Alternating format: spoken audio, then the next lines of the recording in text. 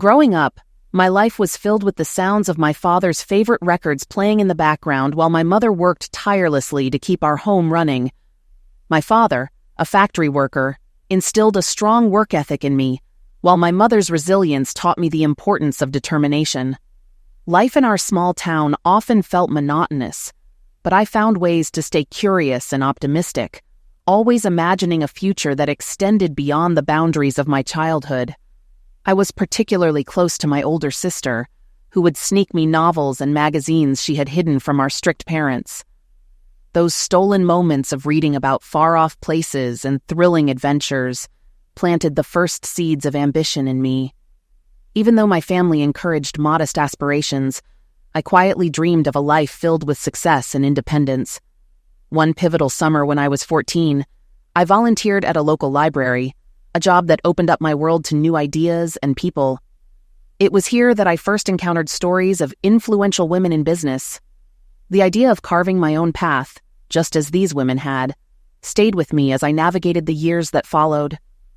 My journey wasn't without hardship. At 16, my father suffered a severe injury that left him unable to work, forcing my mother to take on multiple jobs.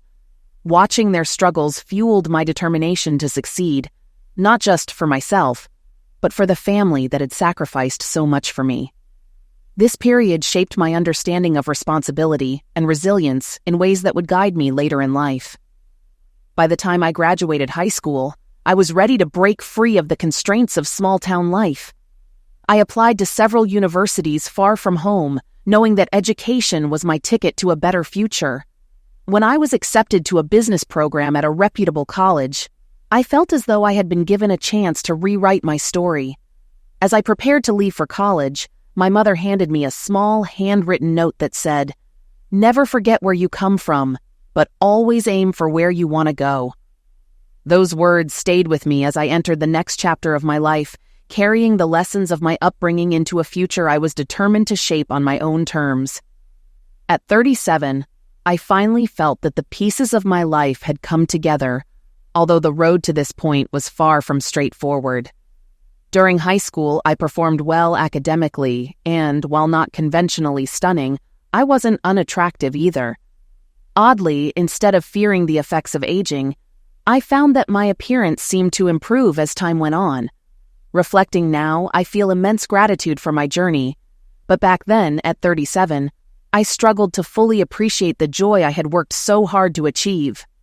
My name is Emily Jones, and I was the youngest of 3 children born to a family living just outside Buffalo, New York.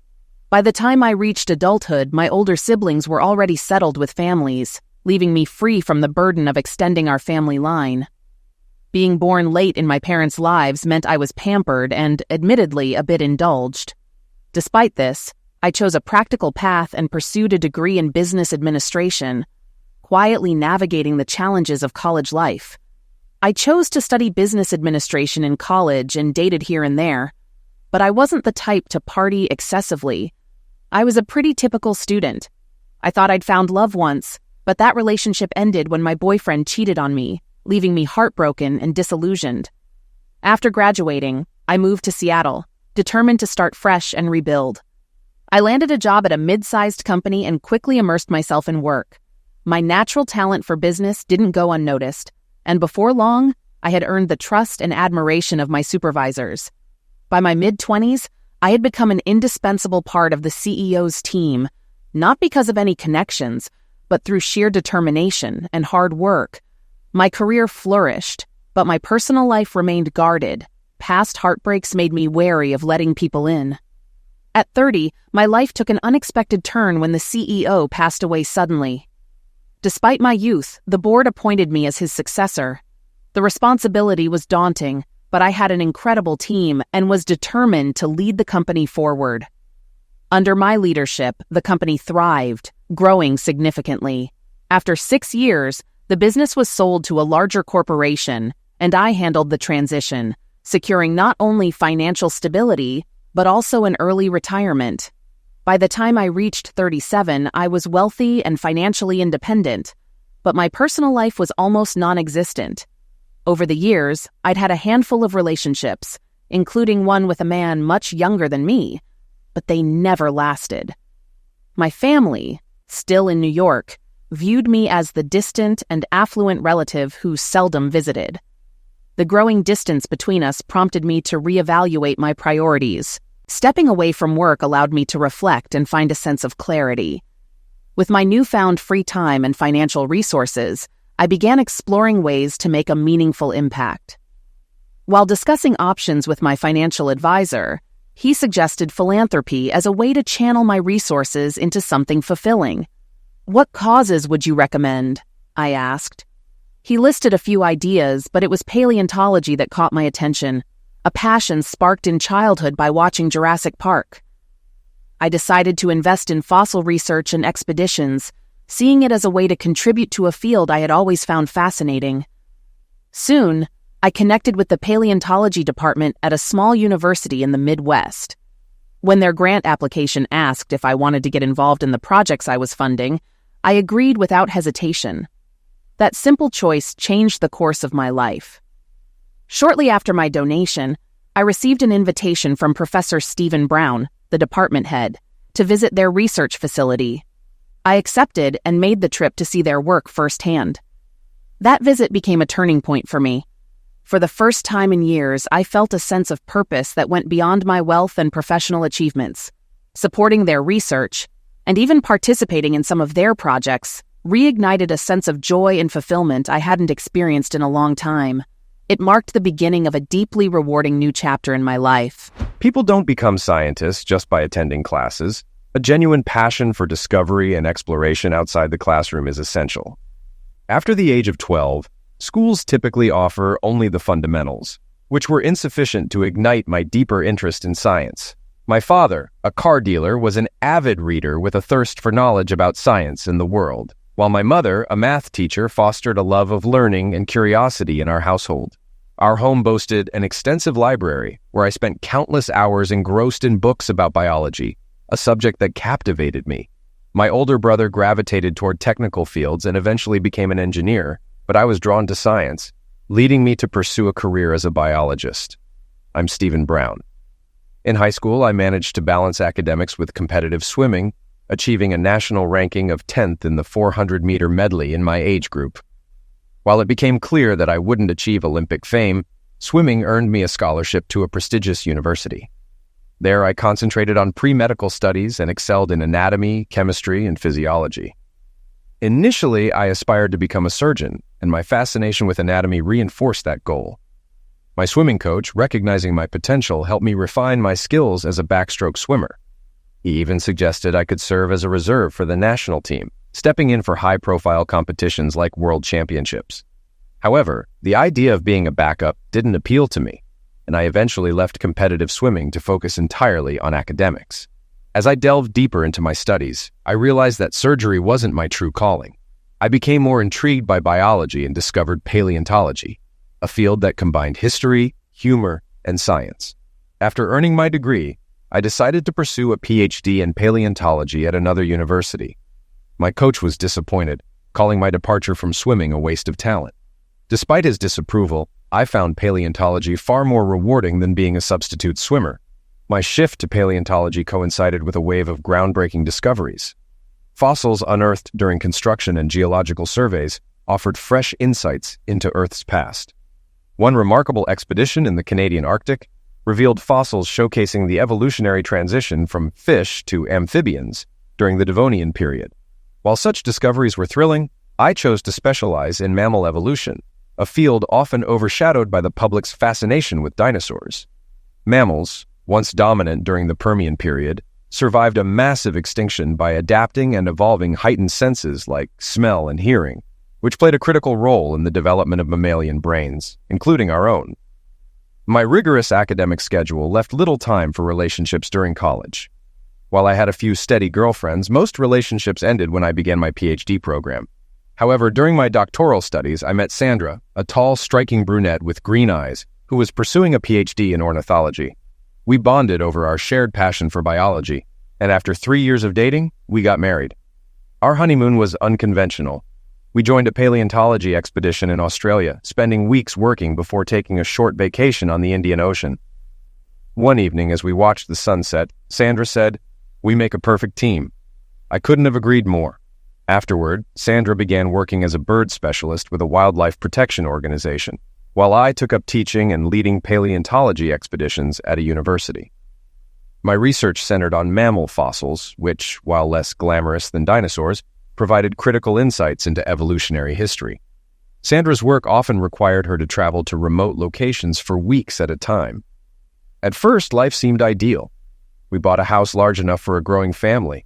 However, financial pressures and demanding careers began to strain our relationship. When our daughters, Julie and Kelly, were born, Sandra chose to stay home with them. The combination of a tight budget and a high mortgage led to frequent arguments, leaving me increasingly frustrated by the constant tension. During this challenging time, I received an offer to lead the paleontology department at a university in the Midwest. The position opened after the previous professor passed away following a long illness.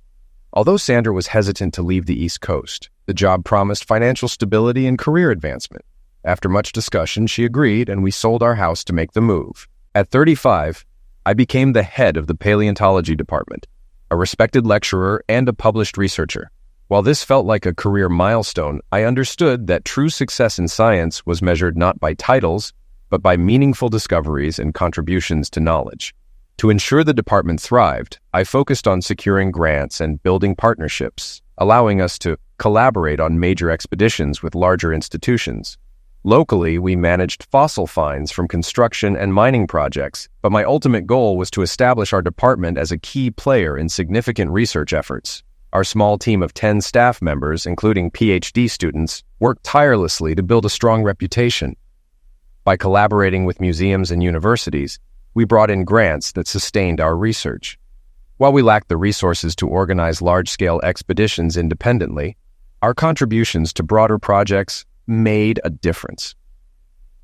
2 years after moving to the Midwest, a pivotal moment changed the course of my life. Emily Jones, a wealthy philanthropist from Seattle, expressed interest in funding and volunteering with our department. While grant applications were routine, her request to actively participate in our work was unusual. Intrigued, I reached out to discuss her interests and invited her to visit.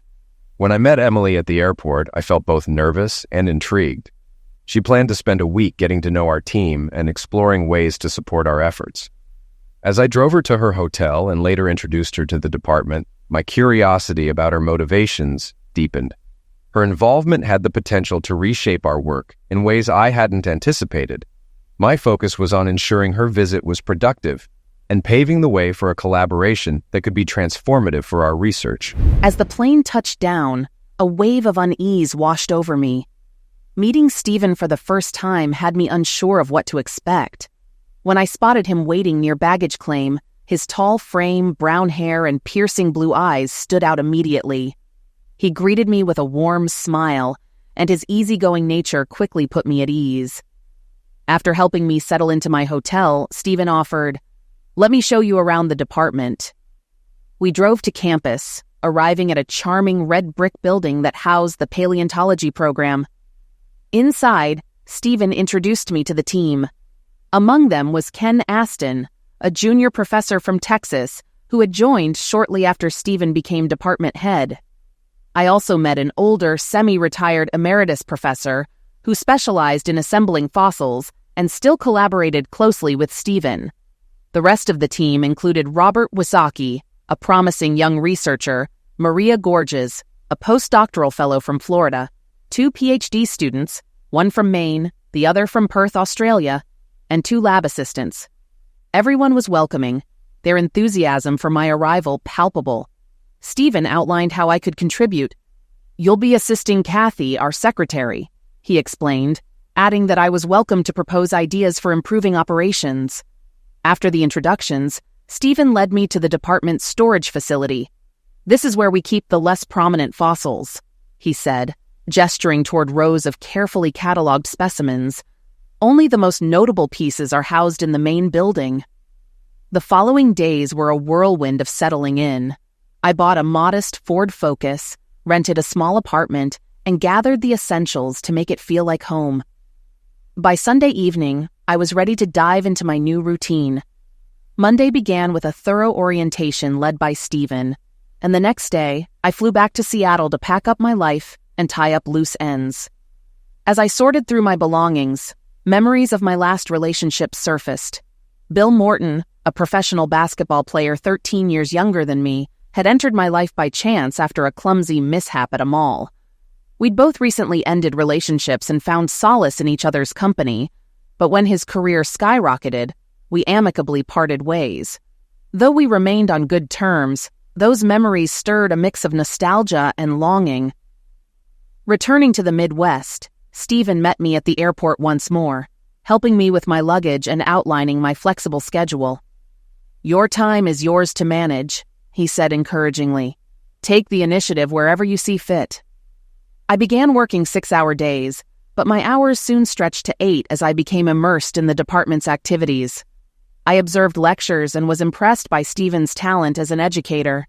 My responsibilities included streamlining purchasing processes, renegotiating contracts, and helping Kathy organize travel logistics for expeditions.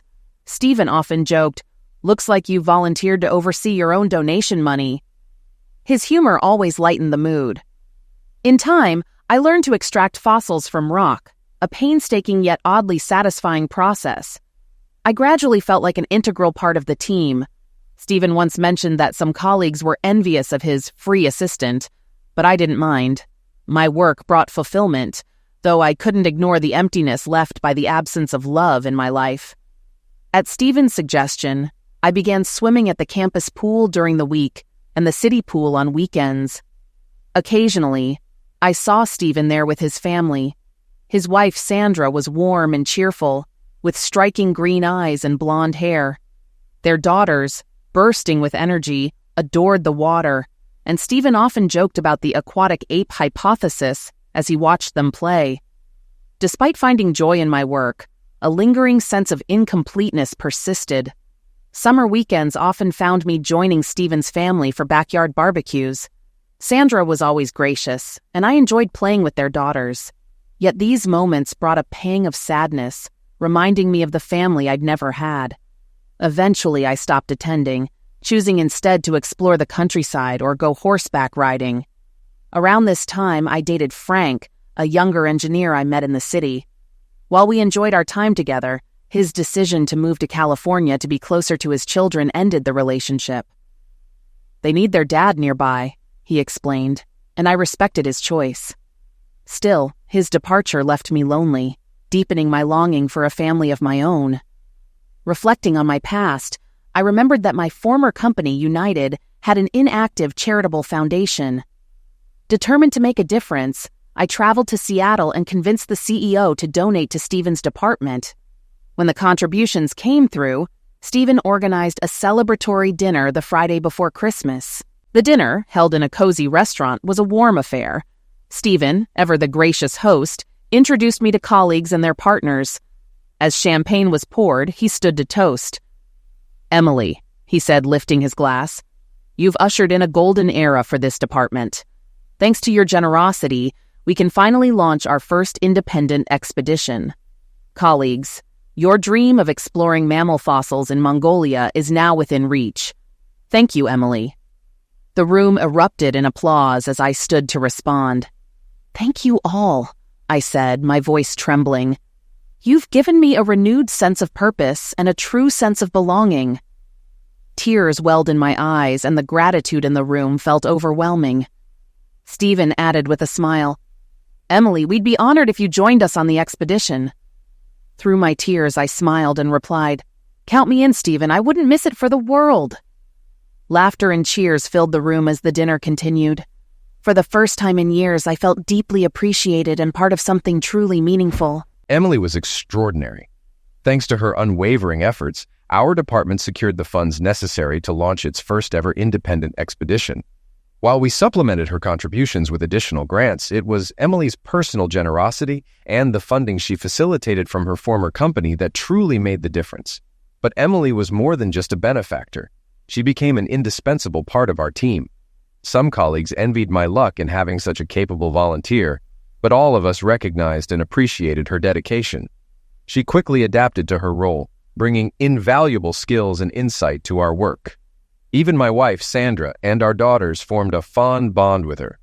We frequently invited Emily to join us for meals at our home, though she declined more often than not. I couldn't understand why until Sandra offered an explanation. "Stephen, Emily has everything, wealth, success, but she's deeply lonely because she doesn't have children. Being around our family reminds her of that void." Sandra's observation was humbling, and it helped me see why Emily poured herself so completely into preparing for the Mongolian expedition. It was her way of coping. After the holidays, I traveled with Robert to Ulaanbaatar to finalize expedition plans. We spent days in meetings with officials from Mongolia's Scientific Academy, Geological Survey, and various government ministries aided by the U.S. Embassy's cultural attaché. Eventually, we secured permissions, agreeing to leave any significant fossil discoveries with Mongolian authorities while retaining smaller mammal and bird specimens for our research. Upon our return, Emily and Ken took over the logistical preparations. They flew to Mongolia in the dead of winter to arrange transportation, scout excavation sites, and establish relationships with local communities. Despite the harsh conditions, Emily excelled, even impressing locals with her horseback riding skills. When she returned, she joked, "What's next, Antarctica?" Ken chimed in, "The shepherds thought she was one of them." To ensure my absence didn't disrupt the university, I arranged for a guest professor from Calgary, an expert in ancient reptiles, to cover my lectures during the expedition. He eagerly accepted, thrilled at the chance to work with fossils from our anticipated discoveries. Our expedition team consisted of a diverse group of specialists, including paleobotanists, paleoarthropod experts, geophysicists, and geologists. Sandra decided to join us, planning to conduct ornithological studies in the Gobi Desert, while also spending time with our young daughters. She and Emily took turns caring for the girls, and Emily's enthusiasm made her a favorite. The girls adored her, often laughing as she told them stories or helped them explore the camp. As the snow melted, we set up camp in the lush green Gobi Desert, its landscape transformed by the thaw. Camels, sheep, and horses roamed freely, tended by shepherds who welcomed us warmly. With local assistance, we established excavation sites, using jeeps to transport equipment and setting up tents in portable labs. Emily's rapport with the Mongolian community proved invaluable, earning their trust and cooperation. Our work focused on fossil-rich sites from the Jurassic to the Tertiary periods. One site, preserved in volcanic ash, yielded an astonishing snapshot of ancient life. We uncovered an incredible variety of fossils, mammals, birds, and reptiles that captivated both scientists and enthusiasts. Sandra's ornithological findings even led to a published paper and a job offer from a natural reserve authority back home. She returned to the U.S. in September with our daughters so they could start school, but Emily remained with the team, committed to seeing the expedition through. By November, we concluded our work. We left the major fossils in Mongolia as agreed, but brought back an impressive collection of smaller specimens. Over the next 15 years, these discoveries would drive groundbreaking research and publications. Emily's contributions were pivotal, though she always downplayed her role, saying, "I'm just grateful to be part of something meaningful." We often teased her about her horseback riding, calling her a Mongolian shepherd, which always brought laughter. After returning to campus, I became consumed with analyzing our findings, often skipping meals to work in the lab. One afternoon, I ran into Doug, an engineering professor, in the campus canteen. Doug was going through a bitter divorce but seemed unusually cheerful. "You look happier than I expected," I said, curious. He grinned. "I ran DNA tests on my kids. Turns out they're mine after all. It's the only good thing that's come out of this mess." I congratulated him, genuinely happy for his relief. Then, to my surprise, he suggested something unexpected. "You should test your kids, Stephen," he said, scribbling down a lab's address. "Sandra doesn't have to know, and who knows? You might be even happier than I am." Laughing, I dismissed the idea, but Doug persisted, slipping the napkin into my pocket. "Just think about it," he said with a wink. That evening, I nearly forgot about the conversation until I emptied my pockets and saw the crumpled napkin. Something about his suggestion lingered in my mind. As a paleontologist, I was no stranger to the power of DNA analysis.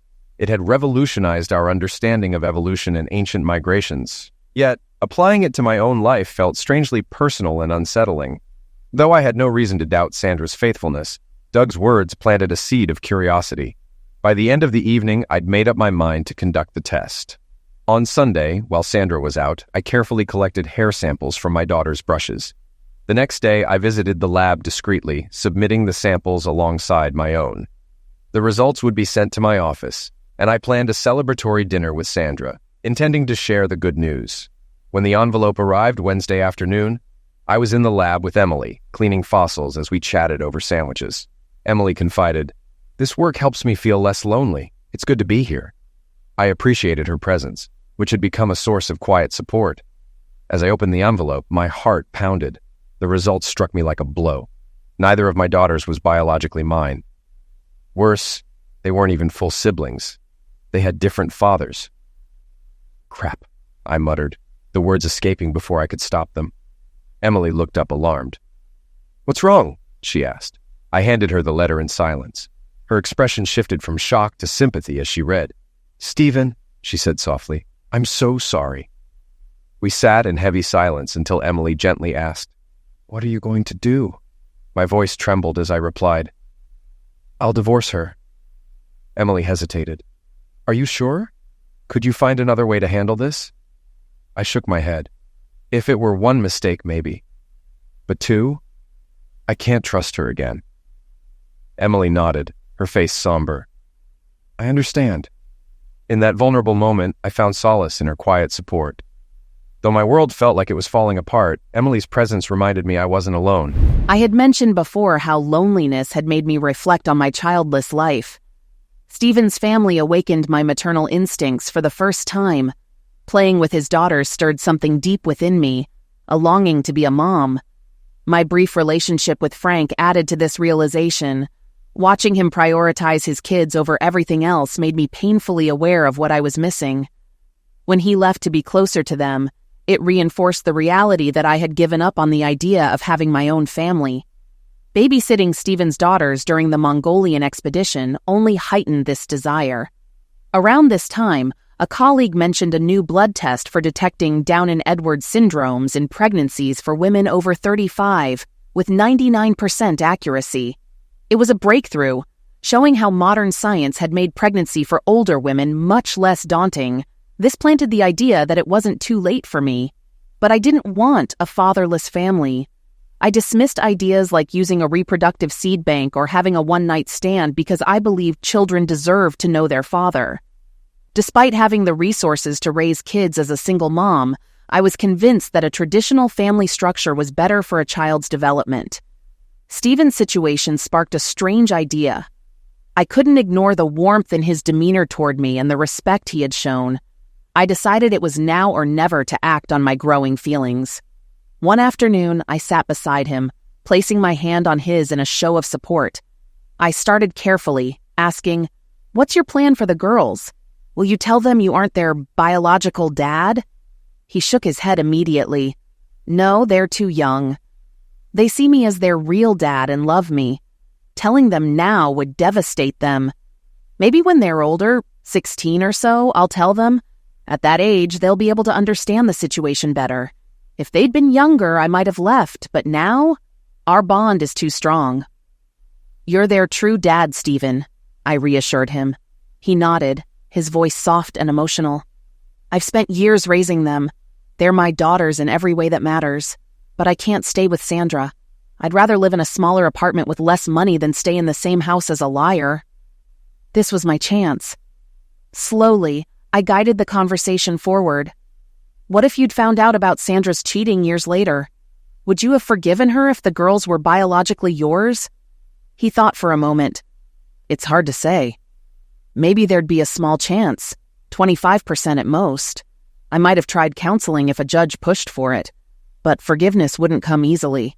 Sandra would have to prove she could change. And even then, divorce would still be likely." I pressed further, wanting to understand his perspective. "Is being the biological father such a crucial part of how you see family? Would it have made a difference?" Stephen seemed to relax, slipping into his professor mode as he explained. "If the girls were mine biologically, reconciliation might have been possible. But now every time I see Sandra, I'll remember her betrayal. It would poison everything. Divorce is the best option." He spoke with calm resolve, avoiding harsh words about Sandra, which reassured me I was on the right track. I took another step forward. Having your own kids seems important to you. With modern science, you could still have biological children. Do you have a plan for that?" He sighed, his tone resigned. "The odds aren't great. After paying child support and alimony, I'll have little left. Finding a younger woman who wants kids with me despite my income? That's unlikely. Most likely I'll end up with a divorced mom or widow. Being a stepfather might be the closest I get." The room fell silent for a moment before Stephen spoke again, his voice thoughtful. "I've considered suing the biological fathers for child support or compensation. Legally, it's possible with DNA evidence, but it would mean hiring an investigator, which is expensive, and Sandra won't give me their names. Plus, it might disrupt the girls' lives if the biological fathers wanted to be involved." He paused, his gaze distant. "In the end, I'm a realist. The probability of trusting another woman enough to start over is slim. My future might just be as a stepfather." Stephen abandoned his earlier idea with a resigned sigh, and I felt like I was losing my chance to fulfill my dream of having children with him as their father. Determined to try again, I carefully phrased my question. "What would you think if someone offered you the chance to have your own biological children?" He answered without much thought. "That's a low probability event for me." Realizing he hadn't caught my meaning, I rephrased. "What if a woman promised you biological children and the chance to be their father?" His jaw dropped as the realization hit, but before he could respond, I pressed on. "And you could still remain a father to your daughters." I could see his perception of me shifting.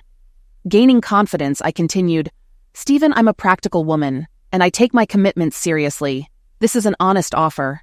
Stephen, ever the scientist, had just outlined the low mathematical likelihood of becoming a biological father. Now I was presenting him with a surprising opportunity.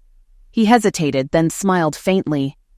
"Emily, you're kind," he started, but embarrassment stopped him.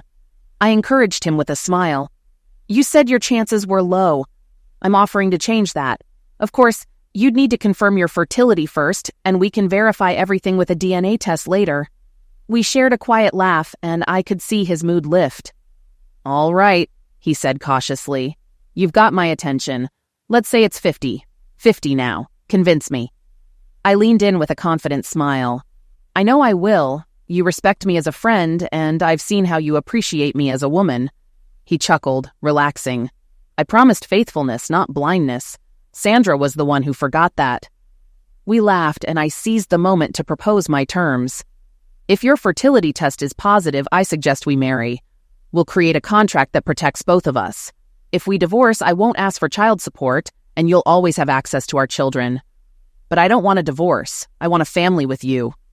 Stephen was stunned into silence, so I softened my tone. "Stephen, I don't plan on divorce. I want a true partnership, and I know you'll be an incredible father."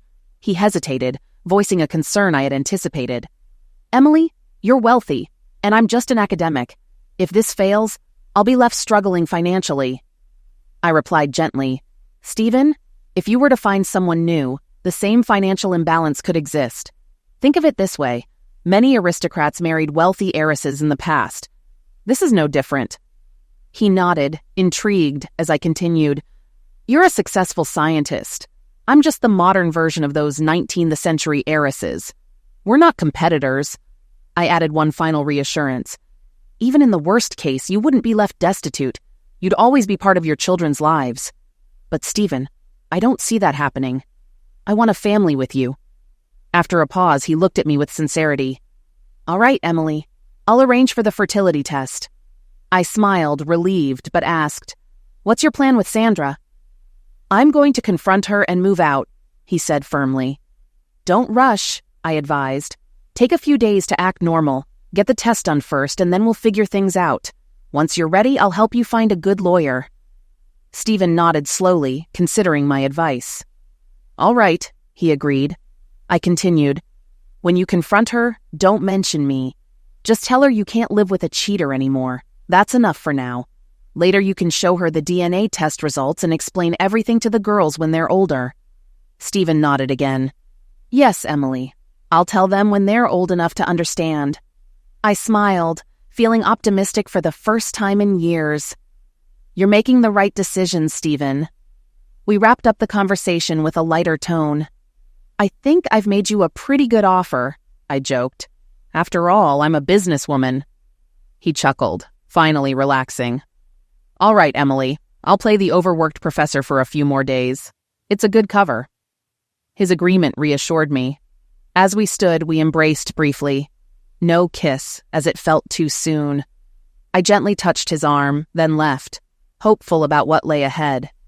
Stephen lingered behind, lost in thought before finally heading home, ready to take the first steps toward a new chapter in his life. I was in a daze after Emily left. It was both the worst and most bizarre day of my life. That day, I learned my 2 daughters were the result of Sandra's infidelity, each with a different biological father. She wasn't just unfaithful, she was a serial cheater. This wasn't a fleeting mistake, it was a catastrophic betrayal. I felt betrayed, confused, and deeply sad. But amidst the turmoil, Emily's surprising offer stood out. On the same day, I discovered I wasn't my daughter's biological father. Emily, a beautiful, mature colleague, proposed having children with me. Had I been an ordinary husband in a typical job, the thought of such an opportunity would have been inconceivable. If I had opened the DNA results alone, I would have only shared them with my lawyer and Sandra. Yet, in my vulnerable state, I showed them to Emily, and she seized the moment, persuading me to consider her offer. Her timing couldn't have been better, and I realized this might be my last real chance to be a biological father. Even if our marriage ended after the birth of 2 children, I would still have the family I longed for. Emily, ever the pragmatic businesswoman, made a compelling case. That afternoon, everything aligned perfectly for her proposal. The only uncertainty was my fertility. That evening, I went home playing the role of the exhausted scientist. I looked at my daughters with heavy sadness, reflecting on what Sandra's betrayal had cost me. Without Emily's offer, I would have confronted Sandra that night after the girls went to bed. Sandra suspected nothing. She assumed my exhaustion was normal after the demanding Mongolian expedition. I pretended to fall asleep quickly, but as she drifted off, I lay awake, tears in my eyes, contemplating my next steps. The following morning, Emily handed me the contact information of a reputable andrologist. I scheduled a fertility test the same day and received the results that afternoon. The test confirmed my fertility. My reproductive seed count and motility were excellent. This revelation deepened my sense of betrayal. Sandra couldn't blame infertility for her actions. I immediately called Emily to share the good news. She had already prepared for my next steps, providing contact information for 2 divorce lawyers. I recommend the female lawyer, she said. She's known for being a shark. Emily even offered to cover the legal fees. The next day, I met with Kate Anderson, the lawyer Emily suggested. I presented the DNA results and explained my decision to divorce. I know I'll have to pay child support, I said, but I don't see any other option. Kate agreed to represent me, outlining the financial implications. Sandra would keep the house until our daughters turned 18, after which it could be sold and split equally. In the meantime, I'd cover half the housing costs and pay 3 years of alimony. That week, I maintained the facade of a busy academic, focusing on work and avoiding closeness with Sandra. On Sunday, I organized a family outing to an amusement park, a bittersweet farewell to the life I was leaving behind. On Thursday, I took the day off to pack my belongings. I loaded my car and waited for Sandra and the girls to return from her job at the local wildlife protection office. They arrived late in the afternoon. Sandra immediately sensed something was wrong, but said nothing as the kids went to their rooms before dinner. Left alone in the living room, Sandra asked, "Stephen, what's going on? You're being distant." I handed her the DNA results without a word. She read them in silence, then sat down, tears streaming down her face. Instead of offering cliched excuses, she spoke carefully. "Stephen, I can see you've packed. You're divorcing me. I know you won't believe this, but I haven't cheated since we moved here. Before, yes, I wasn't faithful. But since then, I've been honest." I stopped her gently. "We'll talk after the kids go to bed." Sandra wiped her tears and nodded. "You're right," she said quietly. We tried to act normal during dinner, but our daughters seemed to sense something was off. They asked if everything was okay, and we reassured them.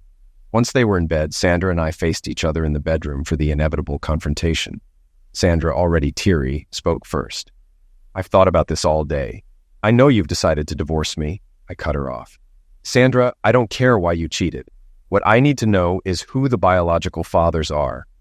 She stiffened. "They have families now, Stephen. I never told them about the girls, and I don't want you dragging them to court. You're their real father." Anger surged through me. "A liar's and a cheater's father? And I'm supposed to pay for your betrayals?" Sandra raised her voice. "You are their dad, Stephen. If you sue those men, you'll ruin their marriages, and they'll want to be involved in the girls' lives. Do you want that? They only need you as their father." I had anticipated her response. "What if I tell them the truth when they're 18? They deserve to know." Sandra's tone softened. "Fine. When they're 18, I'll tell you who the biological fathers are. But until then, neither you nor they will know. For now, they only need you." Her words felt hollow. "Can I trust a cheater's promise?" I asked bitterly. Sandra's tears flowed freely. "I've betrayed you in the worst way," she admitted. "I thought I could keep it a secret forever. But Stephen, I love you, and you're the only father my daughters know." I shook my head. "I don't believe you. Cheaters don't change." Her voice broke as she pleaded. "Maybe I am a cheater, but I want to do right by my daughters. They need you in their lives even after the divorce." I stopped her. "Sandra, calm down. I'll still be their dad, but I'm leaving this house tonight. I'll come back for the rest of my things later. Good luck." Before leaving, I added, "Hug my daughters for me tomorrow." As I walked out, Sandra was still crying. I felt no sympathy for her, but her determination to keep me connected to the girls surprised me. I had expected her to try to sever that bond, but I was wrong. Emily's offer gave me the clarity and confidence to handle the situation calmly. Sandra had no choice but to accept her new role as a divorced mother. That night, I moved into my new apartment and called Emily. She assured me we'd talk every day, but agreed we needed to keep our connection private for a while. "Announce your divorce to your colleagues on Monday," she advised. The next few weeks were lonely. Emily's phone calls were my lifeline. At work, we kept things professional, exchanging only brief glances. After the court hearing, Sandra informed me that the divorce had been approved, but required us to attend 3 sessions with a children's psychologist before it could be finalized.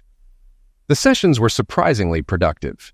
The psychologist commended our efforts to prioritize the girls' well-being. Sandra's sole focus was to ensure I remained in their lives, which aligned with my own goals. The divorce process wrapped up in under 3 months. I was free, though I paid child support, 3 years of alimony, and had custody every other weekend. Emily and I celebrated with dinner at a restaurant. As the evening unfolded, I handed her a ring and asked her to marry me. It felt poetic since Emily had initiated this entire journey. She laughed joyfully. "Yes, yes, and yes!" Then, with a mysterious smile, she added, "I'll have another answer for your ring soon." We shared a passionate kiss, marking the start of a new chapter. That night, Emily ended my loneliness, and we discovered we were perfectly compatible in every way. A few days later, I moved into her home. Emily began searching for a house that suited our life together. She wanted a home with a covered pool, a tennis court, and enough space for a family. We eventually found a beautiful, spacious property and hired a small staff to manage it, making it a comfortable and practical space for our future. We chose a quiet wedding at the Justice of the Peace. Emily didn't invite her estranged family, but I invited my parents, my brother's family, and our colleagues, including Doug. Everyone was supportive, knowing my previous marriage had ended due to infidelity. Since Emily's role at the university had been as a volunteer, our marriage caused no complications at work. We seamlessly transitioned into life as husband and wife, continuing our professional and personal journey together. Everything felt aligned, and for the first time in years, my life felt whole. Our wedding and reception were modest but beautiful. A catering company handled everything, and I covered the costs. Attendees included Stephen's parents, his brother's family, Doug with his new girlfriend, and several of our colleagues. Kathy Jones from Stephen's department stood as my maid of honor, while Doug served as best man. The ceremony took place at the Justice of the Peace's office, followed by a reception at our new home, where the caterers had arranged everything perfectly. We danced late into the night, celebrating our new life together. The next morning, we boarded a plane for our honeymoon. On the flight to Mauritius, Stephen and I reflected on the journey that had brought us together. Although my parents and siblings didn't attend the wedding, I sent them a few photos after we returned. To my surprise, they replied with a brief but congratulatory message. It wasn't warm, but it was a start. I thought, at 39, perhaps there's still time to rebuild these relationships. In Mauritius, We enjoyed the pristine beaches while starting a new chapter together, trying for a baby. Smiling, I told Stephen, "This honeymoon is my true answer to your ring." When we returned home, I discovered I was pregnant. Blood tests confirmed the baby was healthy, and the birth of our daughter, Rebecca, brought immense joy to our lives. Stephen was overjoyed. "I can't believe I'm this lucky," he often said, beaming with pride. Becoming a mother at 40 was challenging, especially as many women my age were becoming grandmothers.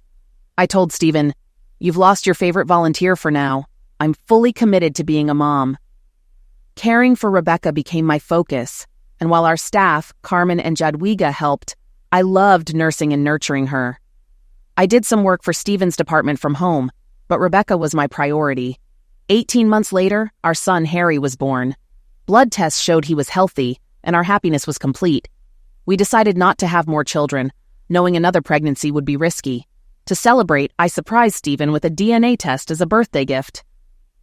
"Think of it as a replacement for the Ferrari I didn't buy you," I joked. He laughed. "Forget the Ferrari. This is the best gift I could ask for." The results confirmed he was the biological father of both Rebecca and Harry, further solidifying his joy. "These kids are the greatest thing that's ever happened to me," he often said.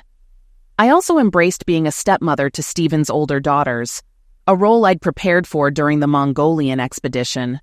The girls loved spending time at our house, especially enjoying the pool and tennis court with their younger siblings.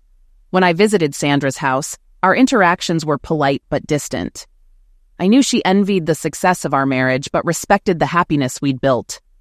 Stephen told me Sandra had promised to reveal the names of the biological fathers when her daughters turned 18.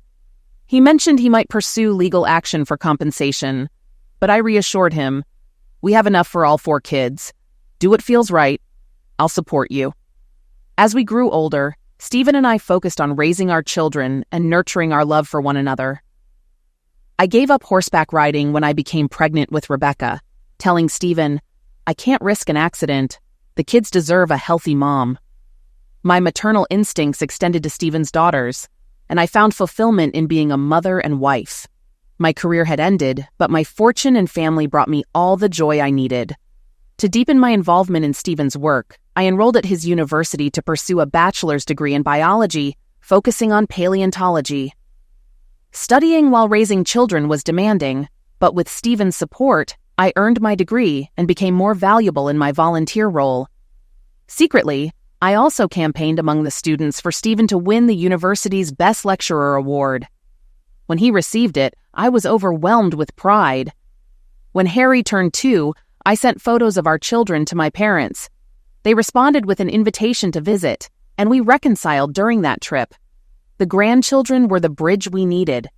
My parents adored Stephen, and while I didn't become their favorite child, our relationship significantly improved.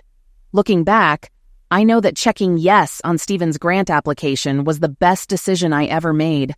It led to our family, a constant source of joy and laughter. Stephen often says, "Emily, you gave me the greatest challenge of my life when I was at my lowest, and it turned into the greatest happiness I've ever known."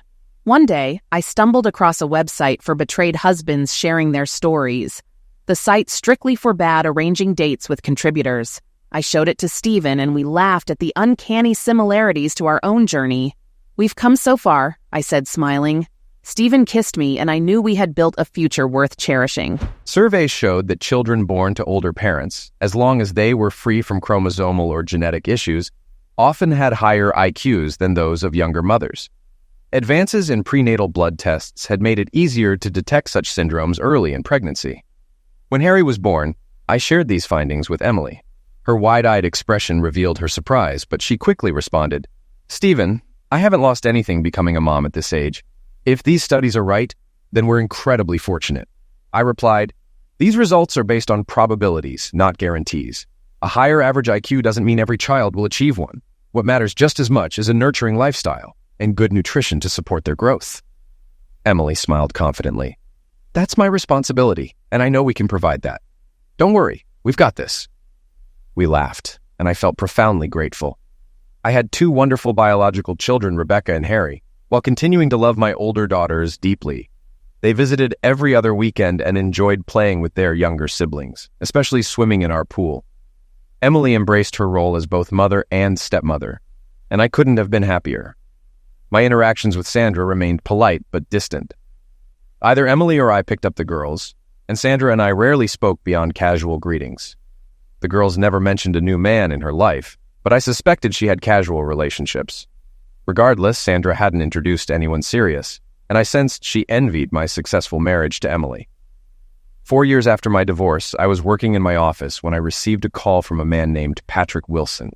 He asked to meet that afternoon, explaining that it wouldn't take long. At 5 p.m., he arrived and introduced himself. Patrick got straight to the point. "I'm divorced with 2 daughters like you. I know you've remarried, and I'm considering something similar. With your ex-wife." Surprised, I asked for clarification. "You're planning something serious with Sandra?" He nodded but added, "Not yet. I wanted to meet you first. As a father, I think it's important to reassure you that I'm a decent man.